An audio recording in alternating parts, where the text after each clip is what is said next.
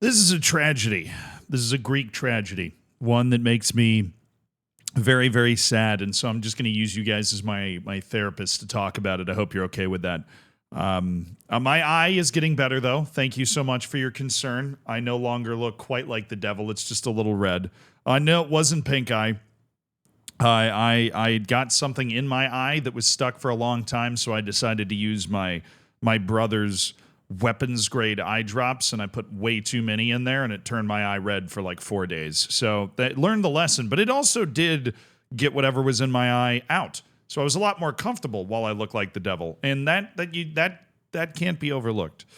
But injuries have become part and parcel of the game. They always have been, I guess, but more and more so with all of the games that these players are expected to play. And let's be perfectly honest, the increased intensity of the sport, people's physical ability to hang on and not get major muscle injuries or not get major injuries of any kind, that just becomes more and more valuable because the game is played at a higher level than it's ever been played at before, and there are more matches to be played than have ever been played before. And this story revolves around somebody that I've known about for a long time. In my post, as somebody that looks a lot like Zealand, who plays a lot of Football Manager, right? There are certain Football Manager wonder kids that just exist. Players that scouts across the world, and particularly scouts with Football Manager's scouting department, agree are going to be great. Home runs. Everybody just agrees that they're going to be fantastic. And what ends up happening to those players? I mean, obviously the famous one is Freddie Adu, but there was still like some division. There are certain players that everybody just goes, yeah, this guy's going to be a starter for this national team for, 7 to 10 years, and he's got a bright future in Europe and this and that. And one of those players was Jose Juan Macias. I used to do World Cup watch-alongs on stream. I'll probably bring him back at some point, where you basically just watch the World Cup on Football Manager. You can sim up to it and you just watch it. You just let it happen. And it's a great time, and you can watch all the matches, and it's just really fun. Really easy to enjoy, and you don't have to wait for the World Cup to come around every 4 years. And the striker for Mexico was always Jose Juan Macias. This was the guy. He was the chosen one. He was the one that couldn't fail. Football Manager 21, Football Manager 22, right? FM20, I'm fairly certain as well. Jose Juan Macias was the best player that Mexico was going to have.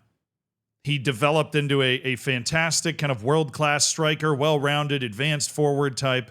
He was really good. He just retired at the age of 25.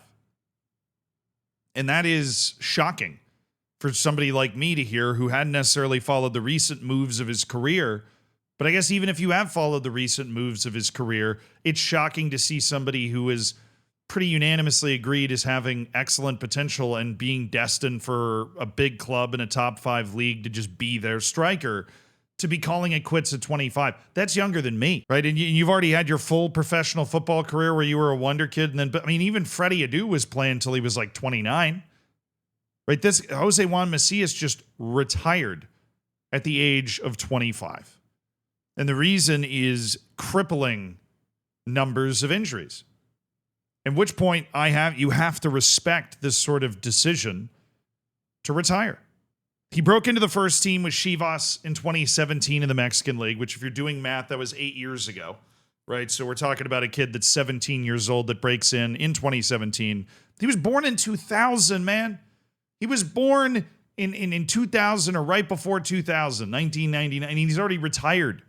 This guy is like 15 years younger than Cristiano Ronaldo, and he has retired, right? Aiden Dzeko's still balling out in Turkey. He's 13 years older than this guy. Sorry, I love relativity.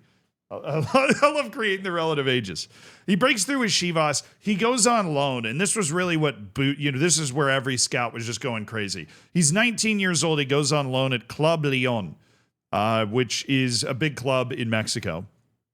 Goes on loan there, scores 16 goals, which is a lot to score in the Mexican League. The Mexican League is one of those it's a rugged league. There's a lot of grown-ass men making millions of dollars whose job it is to get in the way. There's a ton of money, a ton of infrastructural ability in this league, right? This is not like blowing up in, I would say, even the Austrian league, where you're not in Mexico. You are consistently in the entire league playing high level, highly regarded, highly paid professionals, where even if you're in a league like Austria, you have some of those games. And then, of course, you have European competition. But then there are also let-offs the further you go down the table. There just isn't the kind of depth of competitiveness. I have a ton of respect for the Mexican league. Those teams are good. And that's a reason that their national team, which in recent years has almost exclusively come from the Mexican league, is still good and competitive when it goes to things like the World Cup and forces people like Lionel Messi to score really good goals in order to beat them. And I don't know, made the last 16 of a 6 or 7 straight World Cups, whatever it was. And you have a 19-year-old rolling into that league and scoring 16 goals. I think everybody is right to be losing their mind in that situation. The problem is what happened after that, because he did not have, at least as far as the record shows, any serious injury issues up to that point in his career. The problem is after that, he tore his ACL once. He tore his ACL again, which, like, I can't even imagine. I cannot even imagine having to deal with that. I've torn my ACL one time, and it was mentally as well as physically crippling. Right? I played 5 sports in high school. I played all the sports growing up. I just loved playing sports. I loved competing. And so I've taken a lot of different injuries. I've broken my nose. I've broken my face. I've broken my arms 4 times. I've broken a toe. I've sprained and pulled and snapped my fingers, right? Like, I've done it all. I've sprained my ankle a bajillion times. I've sprained my wrist. I've gotten bone bruises, right? I've gotten it all. Major concussion. Okay, but the ACL, when I blew out my knee, you probably, if you've heard me talk about this before, my apologies, I'll keep it brief. It's a completely different type of injury. The time scale shifts. You sprain your ankle, you limp around for a while, right? If it's terrible, you got crutches for a few weeks, right? ACL is, you can't really do anything for 6 months. When you don't do anything for that long, and of course, depending on how bad the injury is, it can be way longer than that.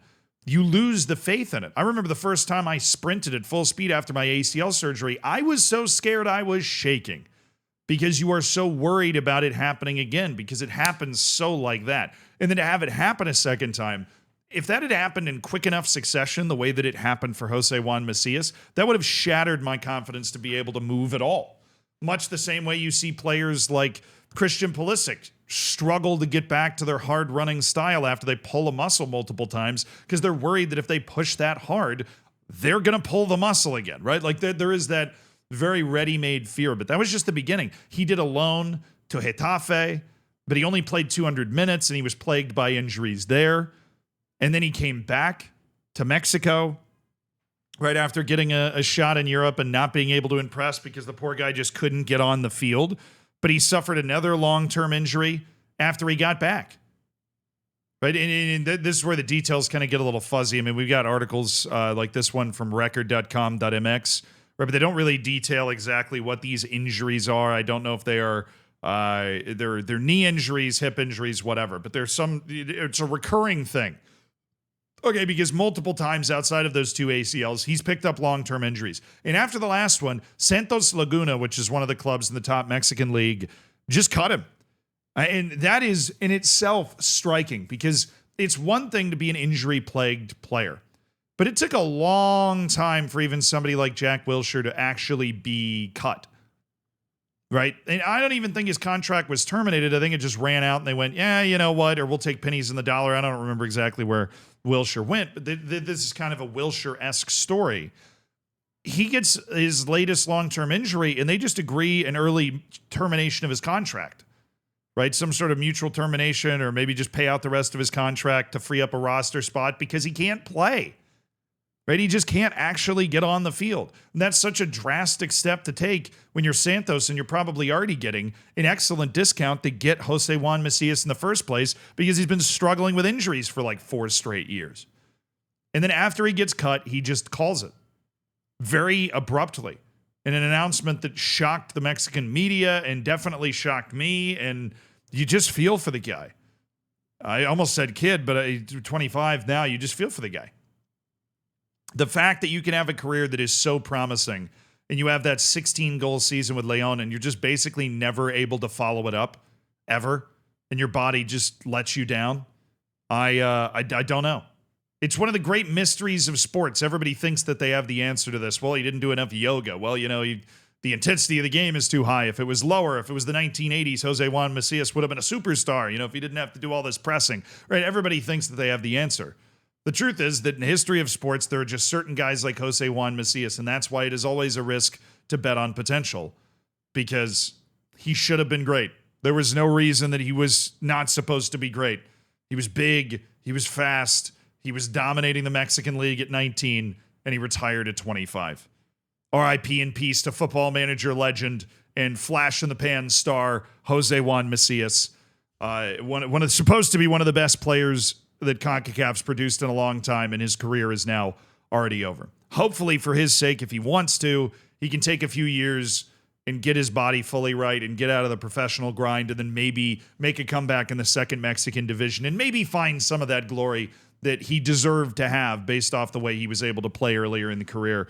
But if he just wants to give up on it because there's so many bad memories in the footballing world and so many injuries, I wouldn't blame him, to be honest.